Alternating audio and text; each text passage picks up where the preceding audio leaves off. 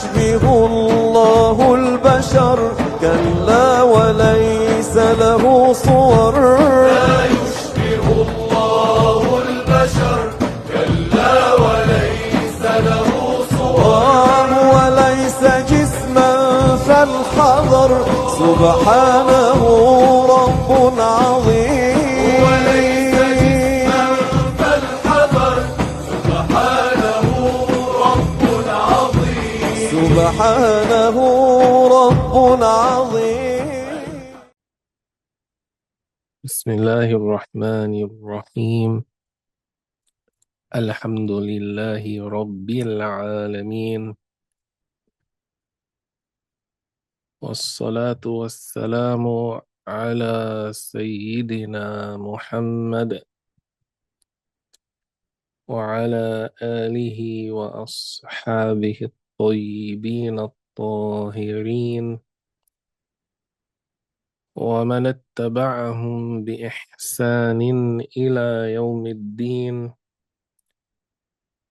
اللهم لا سهل إلا ما جعلته سهلا وأنت تجعل الحزن إذا شئت سهلا. اللهم ارزقنا الإخلاص في القول والعمل والنية. اللهم علمنا علما نافعا وانفعنا بما علمتنا وزدنا علما يا أرحم الراحمين. نوينا لله تعالى. May Allah give us the sincere intentions and the good ending. Insha'Allah, we will continue from where we left off. I believe it was 2 weeks ago. We reached page 25, the first footnote, which is a brief biography of Al-Imam Ibn al-Haddad al-Qayrawani radiyallahu anhu. So that's the first footnote, the footnote on page 25. So the author, may Allah have mercy upon him, he said, Abu Uthman Sa'id ibn Muhammad ibn Sabih ibn al-Haddad al-Ghassani al-Qayrawani, who was born in the year 219 after al-Hijrah and died in the year 302 after al-Hijrah. So he was among the scholars of language, the Arabic language, fiqh, jurisprudence, kalam, theology, and argumentation, debate. He was a skilled debater, possessing strong eloquence and quick wit.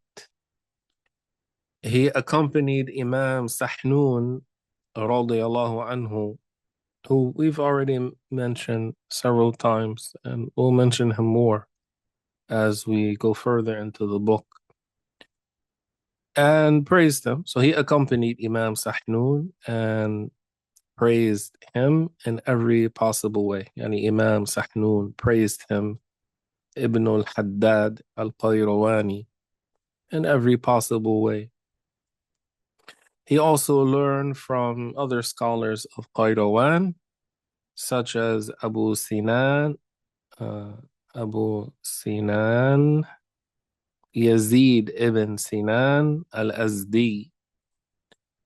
He traveled to Tripoli, that is Tripoli, Libya, where he heard hadith from Abu al-Hasan al-Kufi, and among those who learned from him were his son Abdullah Abu al-Arab at-Tamimi radiyallahu anhu, who we'll speak about more later, and Ahmad ibn Musa at-Tammar.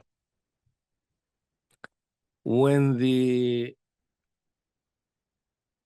Aghlabid state, and we'll speak more about them later as well, ended and was replaced by the Ismaili Fatimid or Fatimid, yani Fatimiyya state, the officials of the Ismailiyya, Fatimiyya, Ubaidiyya state attempted to silence the jurists, the fuqaha of Qayrawan, demonstrate their incapacity, and undermine their standing among the masses through sessions of debate and disputation after a terrifying campaign of persecution and punishment, yani torture. And that was the hallmark of the Ubaidiyya Fatimiyya. They were known for their torture dungeons and the killing of scholars. And Qayrawan was the capital, the center of knowledge in North Africa at that time. Sa'id ibn al-Haddad confronted them, yani the Fatimiyya, and about 40 sessions took place between him and Abu al-Abbas al-Makhtoum, brother of Abu Abdullah al-Shi'i al-San'ani. This also is a person we'll speak more about later. But notice he is referred to as a San'ani. Yani San'an is in, or Sana'a is in Yemen. And it is because of this man that some people will say that the Druze, those who worship Al-Hakim, the one known as Al-Hakim bi Amrillah, and claim that Muhammad ad-Darazi was a prophet, those people, Druze, some will say the origin of the Druze is from Yemen. And the reason they say from Yemen is because of this man, Abu Abdullah al-Shi'i. But like I said, more of his story and the origin of the Ismailiyya Fatimiyya will come later. Abu Uthman demonstrated superiority and excellence over his opponents in these sessions, silencing them and exposing their deceptions. He was aided in this by his strong eloquence, good knowledge of language, mastery of methods of debate and disputation, and familiarity with various schools and sects. And this statement here led to be a lesson to all of us, or anyone among us who has the inclination of debate. Debate requires skill. If you don't have the necessary skill to subjugate, to subdue your opponent in debate, be cautious, for you might find yourself debating a fool, and that fool will beat you with his experience. Even though your position is correct, because you're not a skilled debater, the apparent outcome will be that the fool will defeat you. And what appears to the people is that the fool will defeat you because the fool has skills that you don't. So notice the attributes that are stated here: being eloquent, having knowledge of the language, whether that's Arabic or even in English. If you're debating in English and you don't have basic understanding of the English language, that's a problem. And also, there are specific methods to debate.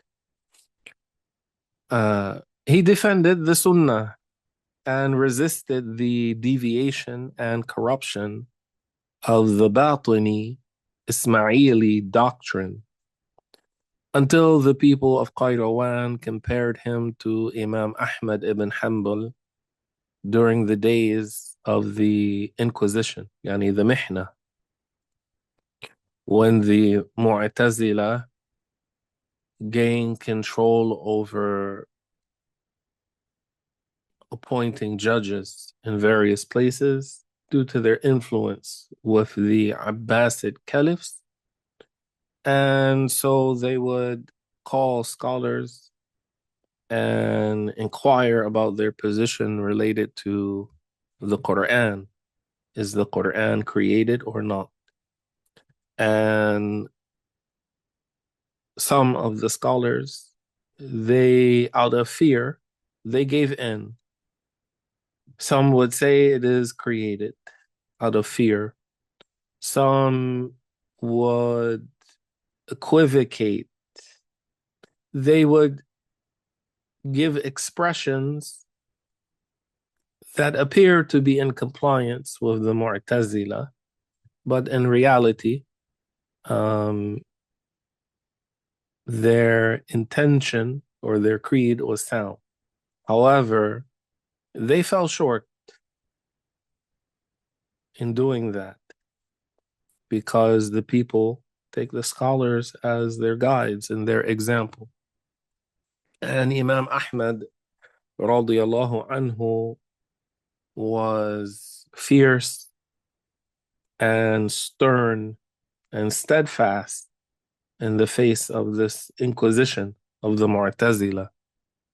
And he was harsh against those Sunni scholars who gave in or equivocated in the face of the threats of the Mu'tazila.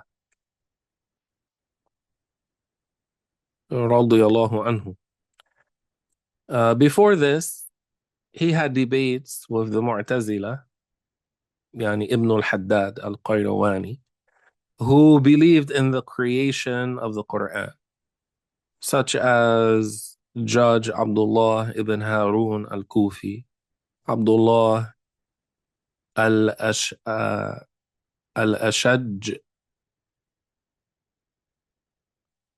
and Sulaiman ibn al-Farra.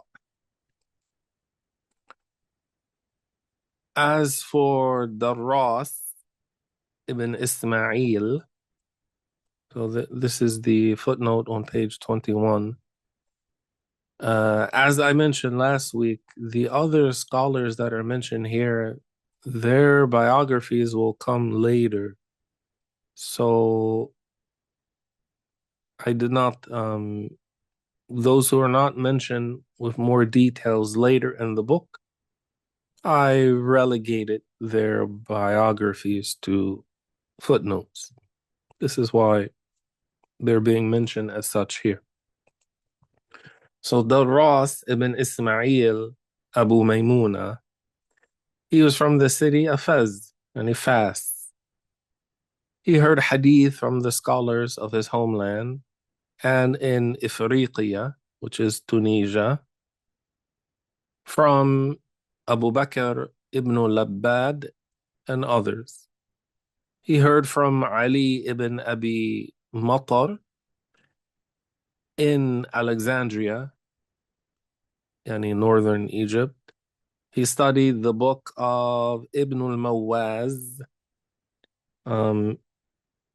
Those of you who attended the sessions on the science of fatwas, then inshallah, you remember Ibn al-Mawaz and al-Mawaziyah and its position within the documentation of the Maliki madhab. And he transmitted it in Qayrawan.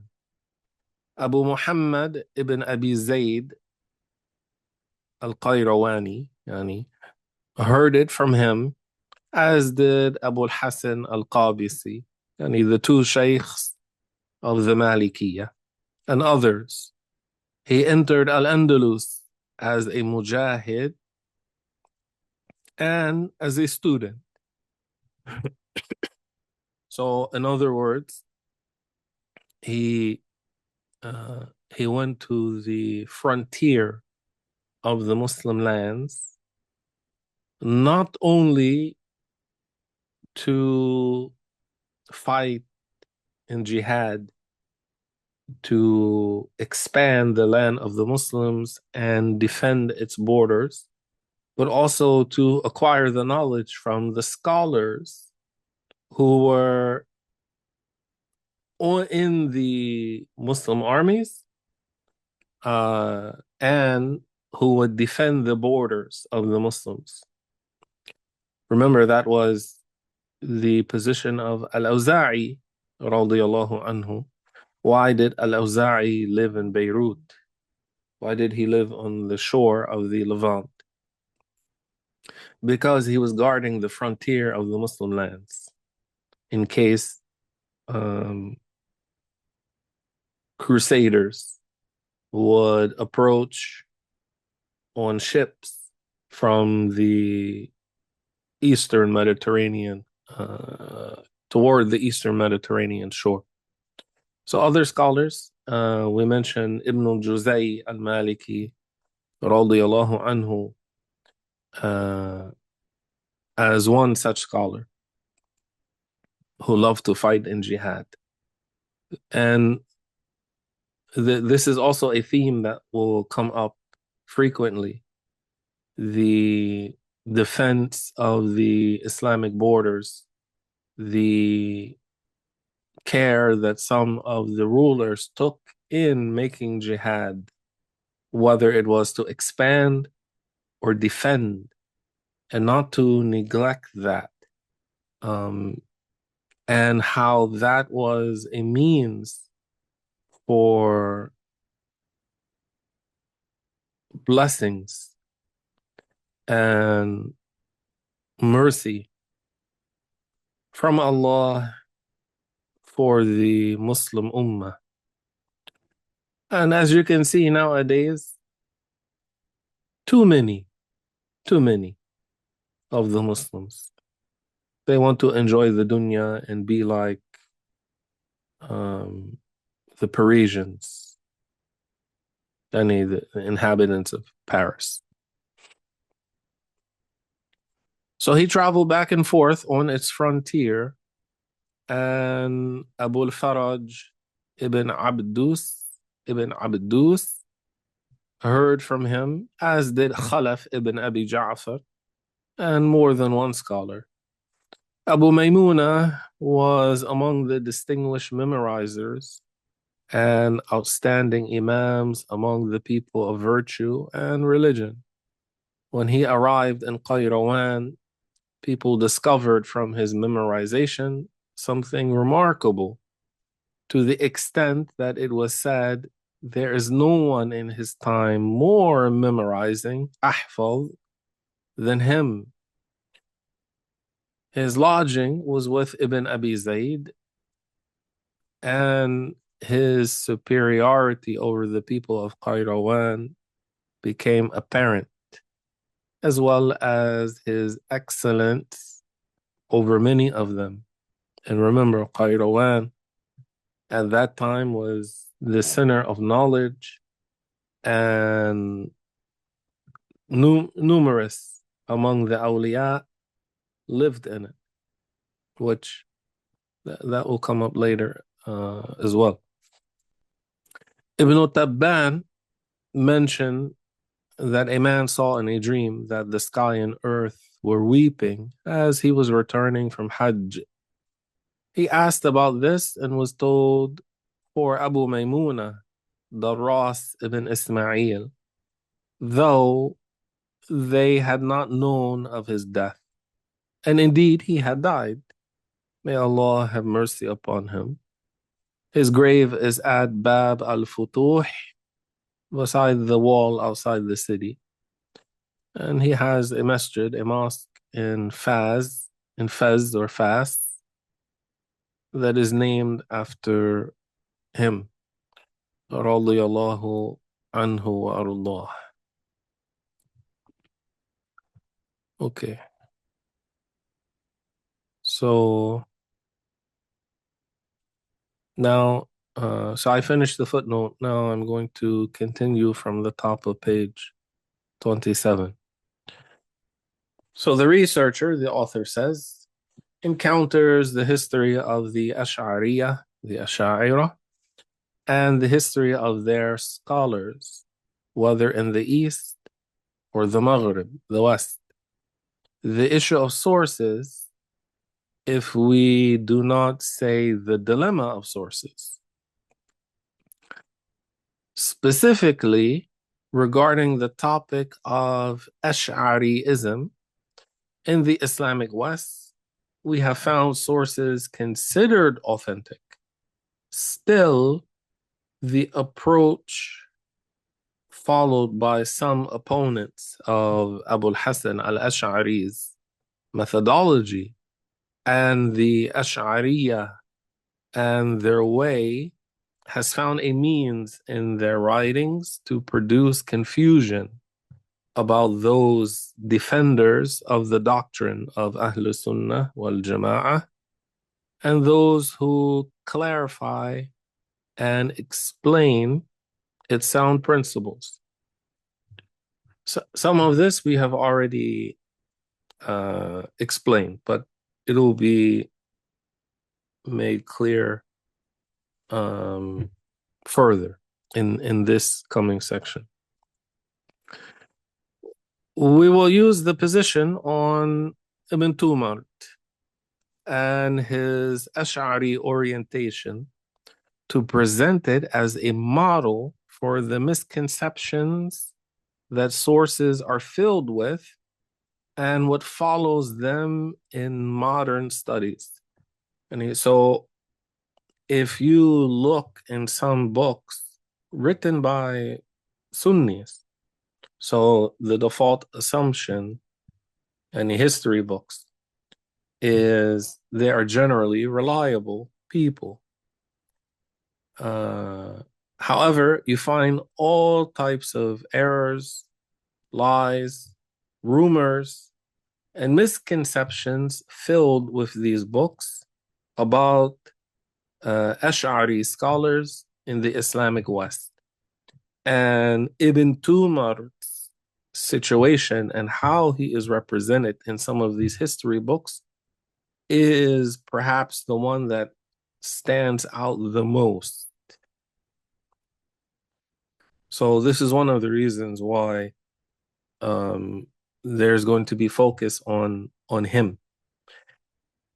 The matter relates to the beginning of a book called A Matter Concerning Al-Murshida, Mas'alatun fil Murshida, attributed to Ibn Taymiyyah al-Harrani, containing inconsistent texts attributed to Ibn Taymiyyah from what he mentioned in his book Majmu' al-Fatawa, which is full of blasphemy.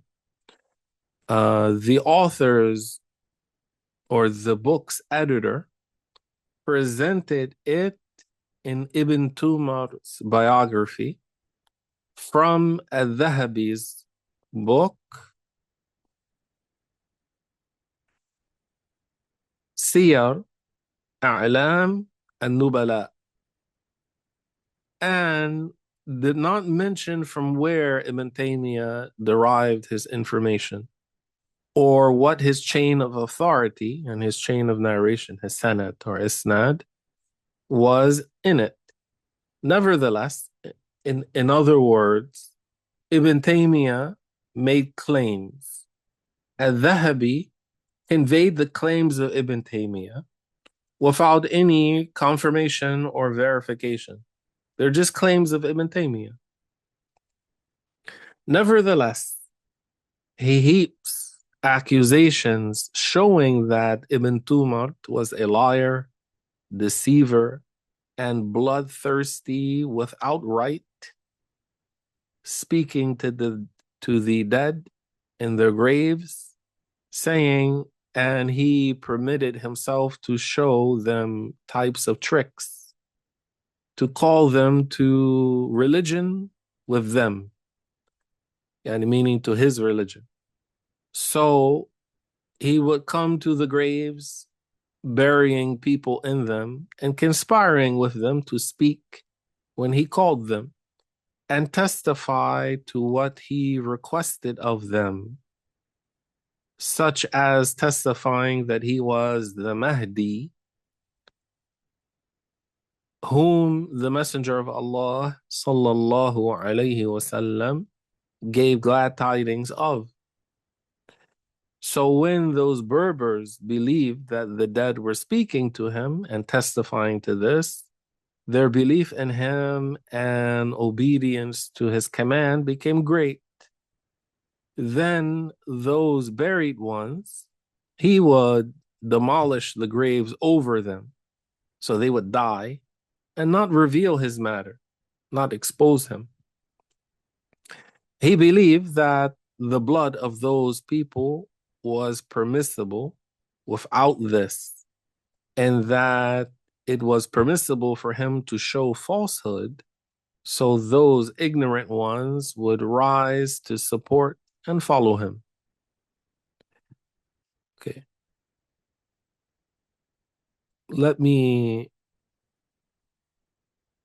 I'm going to read a bit more, and then I'm going to go back and go through the biography of al-Dhahabi, which is important.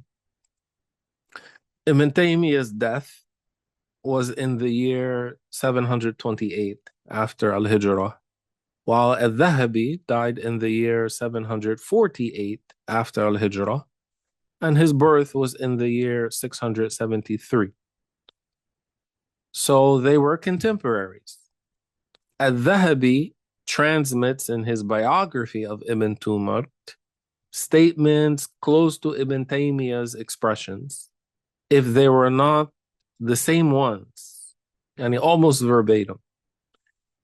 Whoever looks at his biography in Siyar A'lam and Nubala comes out with one conclusion, which depicts Ibn Tumart as a mad, unjust, deceiving, treacherous, bloodthirsty man, a tyrant, claiming things and false descriptions until people are made to desire him and follow him. In other words, a charlatan. Then the contemporaries came from those who took Ibn Tumar's biography from him, yani al-Dhahabi, and Ibn Taymiyyah.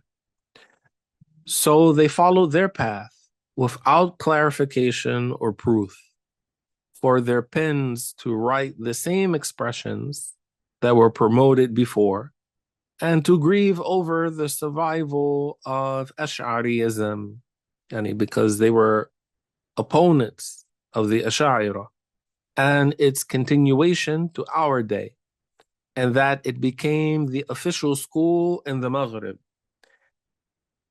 And this is nothing but blind fanaticism, which is undoubtedly a dangerous matter in judging things. I believe we mentioned previously that Morocco is the only what's considered Islamic country that in the so-called constitution, it states that their creed, the creed of their people, is the creed of al-Hasan al-Ashari, radiyallahu anhu. This is in the Constitution of Morocco. In the same context, we present some of the expressions he said, and the intention behind that is an additional benefit in showing evidence for what we say. Among what calls for wonder or astonishment is that al-Dhahabi, astonishment or wonder not in a good sense, is that al-Dhahabi mentioned that he relied in his biography of Ibn Tumart on Ilyasa in his history, and once mentioned him by name or by the name Ilyasa ibn Hazm. He also noted that he took his information from Al-Amir Aziz in his book Akhbar al-Qayrawan. Still, in our modest work here, we searched what we know of famous biographical books about men of the Islamic West and from available history books. Still, we did not find any of them.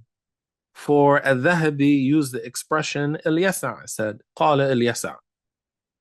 And everything I mentioned about the state of the Masamada, I have witnessed it or taken it by mass transmission. This is what he claims. And he mentioned the term mutawatir, because in hadith terminology, it is considered definitively proven information. But also in hadith terminology, if the transmitting narrator was one person, the report loses its mutawatir status. And if moreover that person is unknown, this is one of the signs of weakness. For clarification, we mention examples of what al-Dhahabi reported about Ibn Tumart that no mind would accept, and no rational person would accept, including his statement, what al-Dhahabi said about Ibn Tumart. And remember, Ibn Tumart is the author of the book known as the Creed of Ibn Asakir, al-Aqidah al-Murshida. It was not written by Ibn Asakir. The author is Muhammad ibn Tumart al-Maghribi, rahimahullah. This Ash'ari scholar. So al-Dhahabi says about him, the famous al-Hafiz al-Dhahabi, he was passionate about the knowledge of kalam, theological discourse, delving into the removal of abstract aspects. He composed a creed which he called al-Murshida, containing monotheism, tawheed, and good with deviation. So he says, Aqidatul Murshida, the guiding creed, the creed of Ibn Asakir, contains tawheed and good mixed with deviation, heresy, bid'ah, tahrif, perversion. This is what al-Dhahabi said about the creed of Ibn Asakir, al-Murshida, or the creed of Ibn Tumart. He said, and he had his followers carry it, calling them muwahhidun, and he branded whoever opposed al-Murshida with corporealism, tajsim, that is attributing bodily attributes to the Creator, and made their blood permissible. We seek refuge in Allah from error and caprice. Then al-Dhahabi, he also says, he al-Yasa' said, and most of what he called to believe in was based on Ash'ari opinion. And the people of the West used to avoid these sciences. And he wrote for them a book, أعز ما يطلب, the most precious thing sought. And he agreed with the Mu'tazila in something, and with the Ash'ariyyah in something. And there is Shiitism, yani tashayyu', in him. And he says, Al-Amir Aziz said in Akhbar al-Qayrawan, Ibn Tumard named his companions the Muwahhidun, and those who oppose him the Mujassimun, corporealists, and body worshippers. He says, Al-Yasa' ibn Hazm said, Ibn Tumard called the Murabitun anthropomorphists, and people who describe the creator with humanoid or anthropoid characteristics. So he said Ibn Tumar called the Murabitun anthropomorphists, while the people of Morocco only believed in declaring Allah's transcendence above what should not be attributed to him, and attributing to him what must be attributed to him, while avoiding delving into what minds fall short of understanding.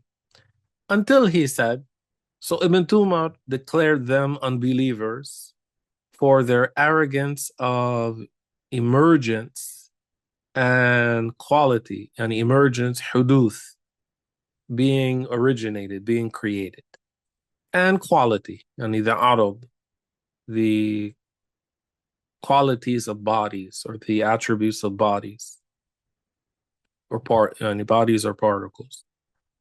He said, and that whoever does not know this cannot distinguish the created from the creator, and that whoever does not migrate to him and fight alongside him, their blood and women are permissible. And he mentioned that his anger was for Allah, and his standing was for his sake. And also al-Dhahabi, he says, and Al-Yasa' said, and it was in his testament to his people that if they capture someone from Marrakesh or Tilimsan, they should burn them, and he burned them alive.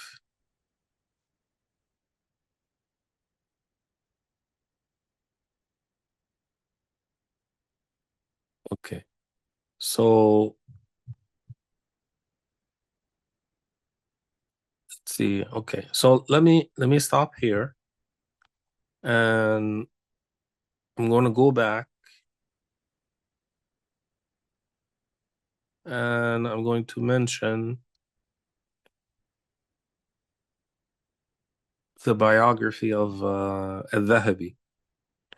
First, this person who's called al-Yasa' ibn Hazm. Let me read the footnote. It's short, concerning what Az-Zirikli mentioned. So he said, Abu Yahya al-Yasa' ibn Isa ibn Hazm ibn Abdullah ibn Yasa' al-Ghafiqi al-Jayyani, who died in the year 575 after al-Hijrah, a historian among the scholars of Quranic recitations. His father moved from Jayyan to Almeria. He resided in Valencia, then Malaga. He traveled to Egypt and studied and settled in Alexandria, then Cairo. He compiled for Sultan Salahuddin Yusuf ibn Ayyub a book called Al-Maghrib في محاسن المغرب. المغرب في محاسن المغرب, which means the West, concerning the virtues of the West. Ibn al-Jazari saw it and said it contains errors. He was the first to deliver sermons in Egypt from the pulpits of the Fatimids, the Fatimiyya, with the Abbasid call to prayer when it was transferred, while other preachers had been intimidated by the situation and none dared to preach except him. Sultan Salahuddin recognized this service from him, so he honored him, listened to his words, and accepted his intercession. And he died in Egypt. And this is what is directly mentioned about this man, Al-Yasa'. However, Sheikh Ahmed, Sheikh As'ad Tamim, Hafidhahullah, mentioned that he is unknown. And that could be, inshallah, I will ask him for clarification. When he says that he's unknown, it could be in the sense of the hadith scholars when they declare a person is unknown. If one person is mentioned and who narrates, and there is not confirmation from another route of the existence of the person or the uprightness of the person, then this person would be judged as being majhul. Either their situation is unknown, majhul, or the person themselves, it cannot be verified that this person even exists. So the ayn of that person would be unknown, majhul. But okay, so I'm going to backtrack and mention what we skipped about al-Dhahabi. And his biography starts on page 28. So he is Shamsuddin, that's his laqab, that was his title, Shamsuddin, Muhammad ibn Ahmad ibn Uthman al-Dhahabi, who died in the year 748 after al-Hijrah. Tajuddin as-Sukki said, and these details about al-Dhahabi are important, so take note of them. So Tajuddin as-Sukki, there's a biography after this of Tajuddin as-Sukki, rahimahullah, that we'll read as well. He said, this is our Shaykh, هذا شيخنا al-Dhahabi, who belongs to this category. He possesses knowledge and apparent religiosity. Yani when he said he possesses religiosity, yani he means apparently what appears from him. Yani it is not the case that every Wahhabi, for example, they are hooligans or ruffians or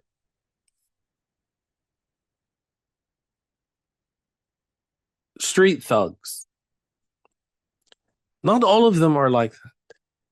Some of them have good manners towards people. Some of them are, and this is not the norm for them, but some of them, they act with humility, they are soft-spoken, they are generous with their money, they treat people kindly, but they have, a bad creed. Some of them appear to be devout and dedicated to the religion, despite their bad creed. The majority of them are not like that, of course.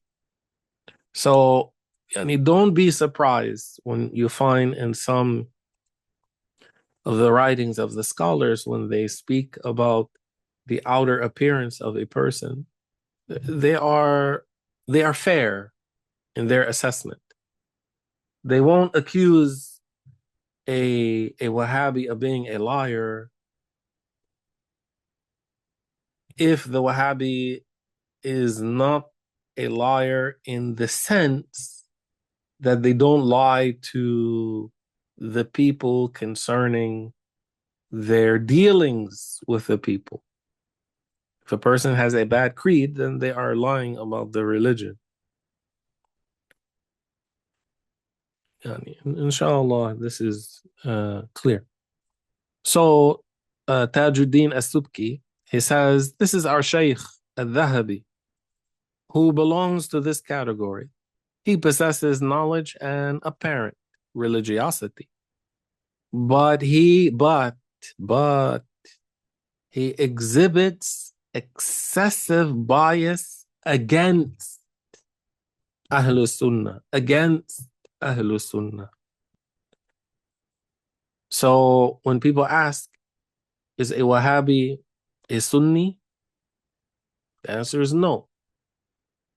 Just as al-Dhahabi or Ibn Taymiyyah or Ibn al-Qayyim were not Sunnis.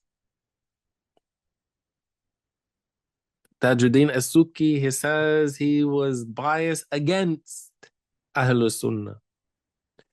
And who is Ahlul Sunnah according to Tajuddin as-Subki? The Ash'ariyy and the Maturidiyyah. The Ash'ariyy and the Maturidiyyah. وهو كذلك, and that's how it is. That's how it is. Ahlul Sunnah are the Ash'ariyy and the Maturidiyyah. So, as-Subki, he says, so it is not permissible to rely on him. It is not permissible to rely on al-Dhahabi. You cannot trust him. Yes, he possesses knowledge, he has expertise, but because of his bias against the Ash'ariyy, you can't trust him. You cannot trust him. So he is referred to with a caveat. He's referred to with a caveat.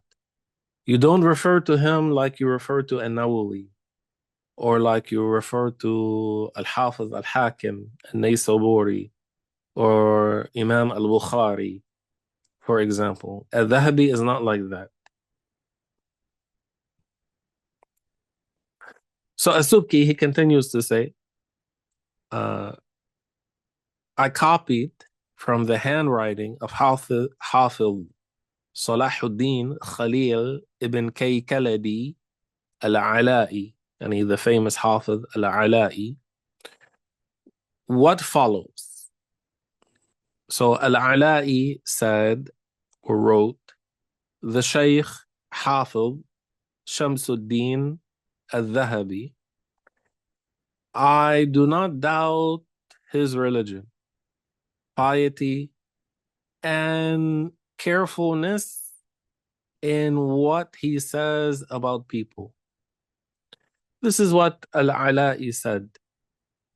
And keep in mind, we judge people according to what is apparent. And sometimes people will expose some inclinations, but these inclinations are not explicit enough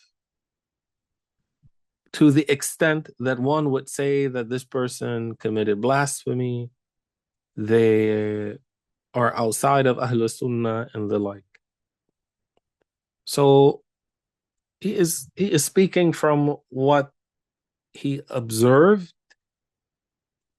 and trying to be fair concerning his case. So don't be again, don't be confused about why would he say this and he is like that. And don't focus on that. But I intentionally did not leave out these things. I kept them as is.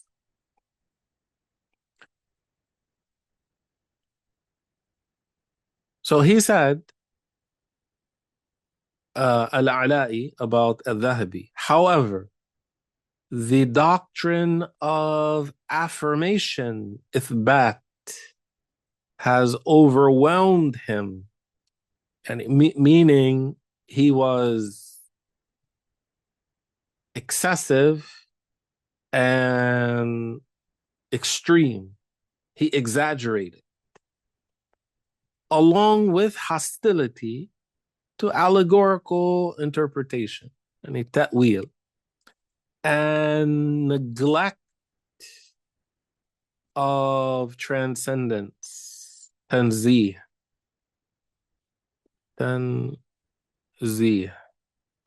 until this has affected his nature with severe deviation from the people of transcendence, from the people who exalt and free and clear Allah from resembling the creation, and strong inclination toward the people of affirmation.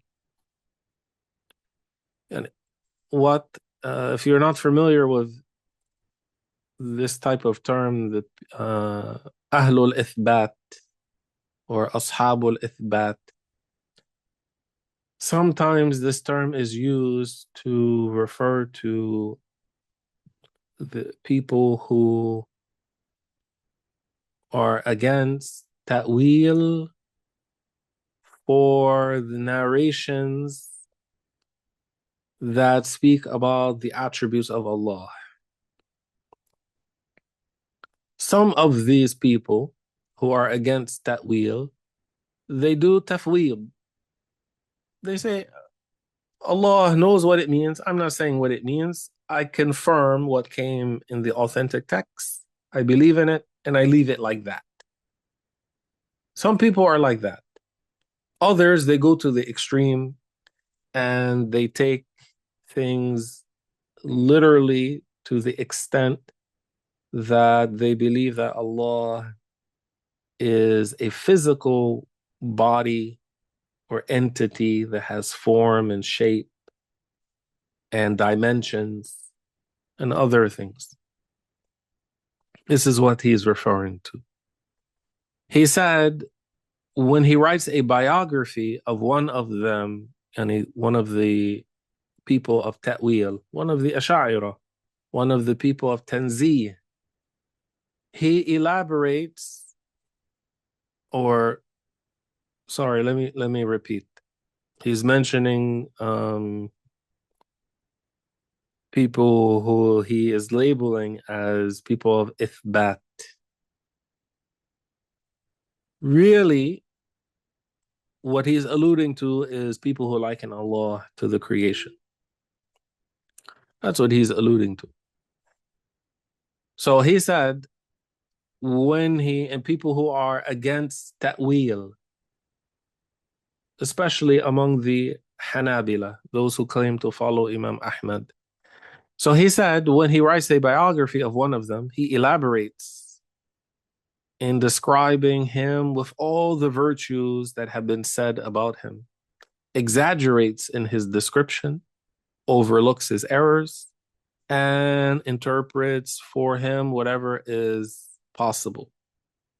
So if something is narrated bad, if there's a way to make an excuse for him, al-Dhahabi will find an excuse for this person who is an opponent of the Asha'ira and the people of Tanzih. So he says, however, when he mentions someone from the other side, such as Imam al-Haramain, al-Ghazali, and others like them, he does not exaggerate in describing them, meaning in praising them. He frequently quotes those who criticize them, repeats this over and over, and believes this to be a matter of religion, despite being unaware of the facts. He turns away from their abundant virtues and does not comprehensively mention them.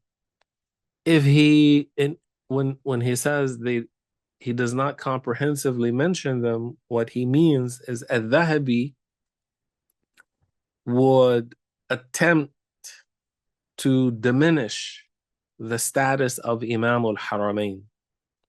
He will attempt to diminish the status of Fakhruddin al-Razi or al-Ghazali and people like them. And he would elevate and exaggerate people like Al-Qadi Abu Ya'la al-Hanbali or Ibn al-Zaghuni, two famous likeners and body worshippers. He turns away, so he says, he turns away from their abundant virtues and does not comprehensively mention them. If he finds an error by one of them, he mentions it. Likewise is his practice for the people of our era. If he cannot find fault with one of them explicitly, he says in his biography, may Allah reform him. And similar expressions. The cause of this is disagreement in beliefs. And al-Dhahabi, he was a mushabbih. He likened Allah to the creation.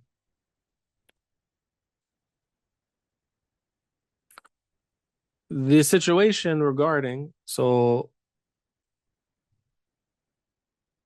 Ibn Subki, he says the situation regarding our Shaykh al-Dhahabi is even more than what al-Ala'i described. He said he is our Shaykh and our teacher. And al-Dhahabi was a genuine, qualified hafiz of hadith. They're not talking about someone like al-Albani, who didn't even have a teacher in hadith.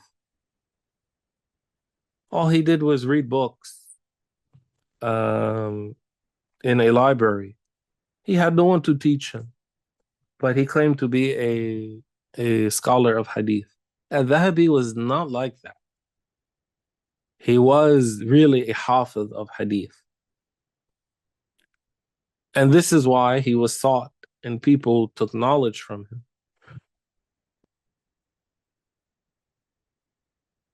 So he said, Ibn Subki, he is our Shaykh and our teacher, but the truth is worthier to be followed. He has reached such a degree of excessive partisanship that he would be laughed at, that one would laugh at him. So al-Dhahabi, as we do with some Wahhabis and some of their claims are so baseless and so ridiculous that you just end up laughing at them. Al-Dhahabi was like that. He became so ridiculous in his assertions due to his hatred for Ahl Sunnah, he would be laughed at. He said, Ibn Subki, I fear for him on the day of resurrection from the majority of Muslim scholars and their imams who transmitted the prophetic law to us. For most of them are Ashďariyyah. Most of the scholars are Ashďariyyah. Yani Ashďariyyah, Maturidiyyah, they are synonyms.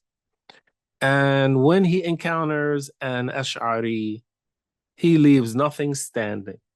And whatever he can do to demolish and to denigrate the status of that Ash'ari, al-Dhahabi would do it.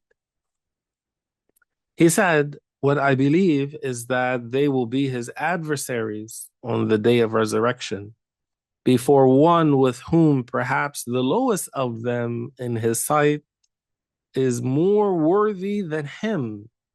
So Allah is asked to lighten the punishment upon him, to inspire them to forgive him, and to intercede for him. And again, let me remind you, there are many statements of blasphemy in the books of al-Dhahabi. That doesn't mean two things. One, it doesn't mean that he did not repent. Allah knows. Sometimes some of these words said about him alludes to perhaps he repented of his tashbih, his likening Allah to the creation. But when a person writes books and the books are then distributed and make copies, it is not easy to trace or track down all of those books. So what remains about the person is what's written on those pages. And he is considered according to that, even if in reality he repented before his death. This is one thing. The other thing is, and again, I'm just repeating this so no one is deluded, sometimes blasphemy is not confirmed. You don't know every statement that a person said and what's in the book. So again, you go according to this person is a Wahhabi, for example. But did you actually confirm a specific case of likening Allah to the creation from this person who is known to be among the Wahhabis? You may not. So you may generalize and you may warn against the person, but because this specific individual did not have, it was not confirmed for you an act or a belief or a statement of blasphemy, you will end up treating the person as a Muslim. Because this is what you are supposed to do. Even though you say, but this person is a Wahhabi. Yes, he is a Wahhabi. But is the default judgment of a Wahhabi kafir? The answer is no. And according to most scholars, the answer is no. One of the opinions of Imam Malik radiallahu anhu is all of the people of desires. Kul ahlul ahwa kuffar. All of them kuffar. This is one of the opinions narrated from Imam Malik radiallahu anhu. So based on that, any deviant who is outside of Ahl Sunnah is a kafir. By default, they have a bad creed, out of Ahl Sunnah, kafir. But the majority of the scholars, they didn't say that. They didn't say that. So again, There may be a person you identify as a Wahhabi or a Shi'i or a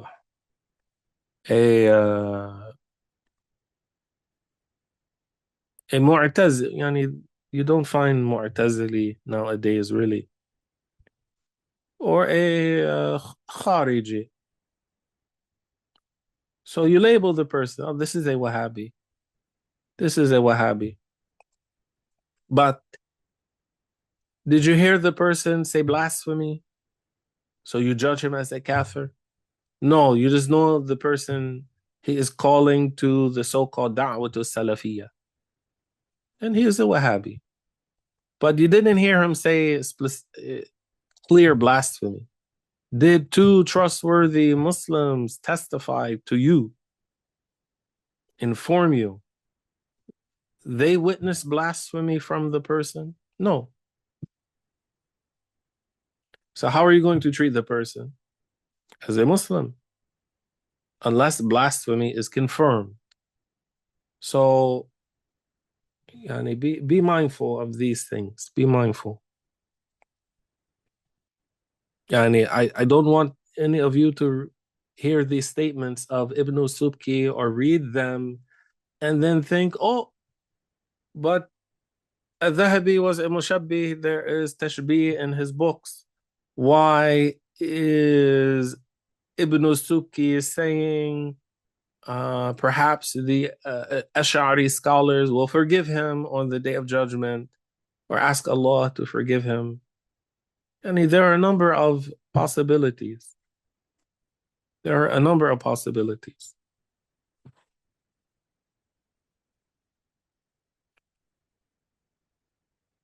So let me continue. Inshallah, I will wrap it up without too many further additional comments.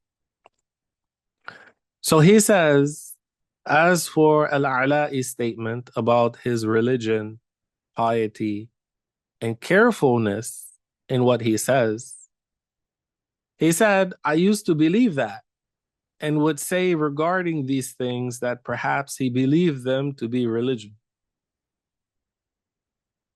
Among them are matters I am certain he knows to be lies, and I am certain he does not fabricate them, and I am certain he loves to place them in his books so they would spread.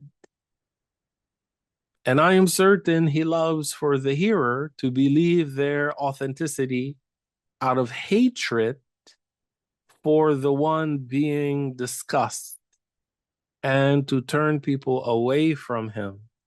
In other words, he's saying that I don't think al-Dhahabi made these things up himself, but he, being a hafiz of hadith and an expert in hadith, he knows very well that these things are fabrications, but because he hates the Ash'ariyys, he's going to spread them so that other people will hate the Ash'ariyys. This is what Ibn Subki is saying about al-Dhahabi.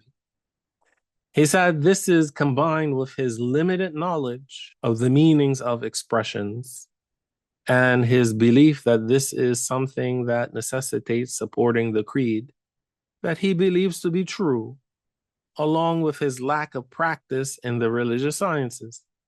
Meaning, he was a hafiz of hadith, and that's it. He wasn't a scholar of usul. He was not a scholar of the Arabic language. He was not a scholar of fiqh. He was someone who mastered hadith science and was limited in other areas. He said, however, when I frequently examine his speech after his death, due to the need to look into it, I became hesitant about his carefulness in what he says. And I will not add more than this, except to refer to his speech. Let whoever wishes examine his speech and then see whether the man was careful when angry or not careful. By his anger, I mean the time of his biographical writing about one of the scholars of the three famous schools, the Hanafiyyah, Malikiyy, and Shafi'iyya. And because the Shafi'is are Ash'aris, except for very few who follow the Mu'tazila. The Hanafiyyah are mostly Maturidiyya. Some are Ash'aris, and a small number of them, they follow the Mu'tazila. As for the Malikiyy, radiyallahu anhum, all of the Malikiyy are Ash'aris. There's no Mu'tazili among the Malikiyy. There's no Mushabbiha among the Malikiyy. And this is how it was in the past. He said, I believe that when the man took up his pen to write a biography for one of them, he became extremely angry, then mutilated the speech, tore it apart, and committed acts of partisanship that would not be hidden from one with insight.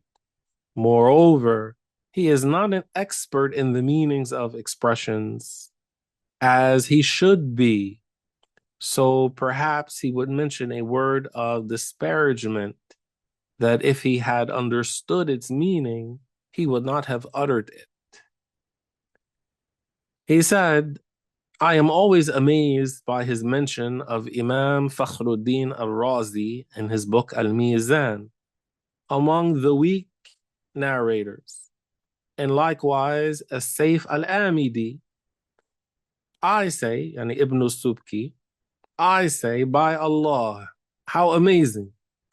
These two have no narrations to be judged upon. And what hadith are they narrating? What books of hadith are they authoring and narrating? They know hadith, but they're not counted because of their expertise and what they wrote and dedicated their time to. They're not counted among these people to be scrutinized in the same way as hadith narrators usually are. So he said these two have no narrations to be judged upon. No one has criticized them, and no one has heard from anyone that had weakened them and what they transmit from their sciences. So what entry do they have into this book? And Al-Mizan is a book about like jarh and at-ta'dil, the criticism and the accreditation of narrators. So one who was not in that field, why would he put them in that book? So he said, moreover, we have not heard anyone call Imam Fakhruddin al-Fakhr, but rather, why he called him al-Fakhr? One of the meanings of al-Fakhr is the one who is obstinate, boastful, braggadocious, and arrogant. So what he's implying is that Fakhruddin al-Razi, rahimahullah, was the arrogant. This is what he's hinting at. That's why he didn't call him Fakhruddin. So Ibn Subki, he says, moreover, we have not heard anyone call Imam Fakhruddin al-Fakhr, but rather either al-Imam, the Imam, or Ibn al-Khatib al-Razi. And when he wrote biographies, he should have been among the Muhammads. That's his name. But he placed him under the letter Fa, or F, put F, and called him al-Fakhr. Then he swore at the end of the book that he did not intentionally follow his own desires in it. What desire of the soul is greater than this? Either he made a mental reservation in his oath, or he excluded non-narrators, to which it would be said to him, why did you mention others, any other than narrators? Or he believed that this is not a desire of the soul, and if he reached this level, God forbid, then his heart is sealed. What Ibn Suki, rahimahullah, is trying to do is maybe this is what he did, this is what he had in his heart, rather than say, al-Dhahabi, he just outright lied about not following his desires. Because his treatment of Sayfuddin al-Amidi and Imam Fakhruddin al-Razi alludes, implies his bad intentions.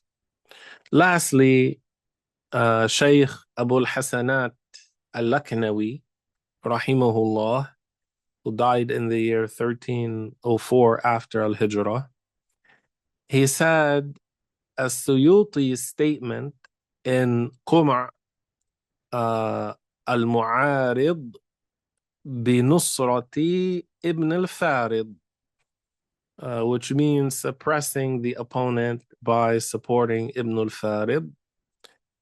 He said, if al-Dhahabi's droning has deceived you, he has droned against Imam Fakhruddin ibn al-Khatib. Remember that one of the scholars, the Ash'ari scholars, that Ibn Taymiyyah, who is the Shaykh of al-Dhahabi, the one he hated the most, maybe, was Fakhruddin al-Razi. Ibn Taymiyyah hated Fakhruddin al-Razi. He hated him. And the influence of Ibn Taymiyyah and his hatred towards Fakhruddin al-Razi shows up in how al-Dhahabi treated that great Imam. Okay, so as-Suyuti, radiyallahu anhu, he says, if al-Dhahabi's droning has deceived you, he has droned against Imam Fakhruddin ibn al-Khatib, the one of great affairs, and against no greater than the Imam who is Abu Talib al-Makki, author of Qutul Qulub, nourishment of hearts, and against one greater than Abu Talib, who is Shaykh Abu al-Hasan al-Ash'ari, whom he mentions as wandering through the horizons and roaming. His books are filled with that. Al-Mizan, At-Tarikh, Siyar A'lam, and Nubala. So do not accept his speech about these scholars. Or so, do you accept his speech about these scholars? No, by Allah. Yani nay. Maybe nay is, make it clear here. Nay. That's no with emphasis. No way. By Allah, no way. We don't accept what al-Dhahabi said about those great scholars. His speech about them is unacceptable. Rather, we give them their due right and fulfill our obligation to them. Wallahu subhanahu wa ta'ala a'lam wa ahkam, and Allah knows best. Inshallah, we'll stop here. Next week we'll pick up from the bottom of page 35 and mention the biography of the one that we just quoted, Tajuddin as-Subki. May Allah have mercy upon him. If anyone has any questions about anything I mentioned, please ask. لا يشبه الله البشر كلا وليس له صور لا يشبه الله البشر كلا وليس له صور وليس جسما فالحذر سبحانه رب عظيم وليس جسما فالحذر سبحانه رب عظيم سبحانه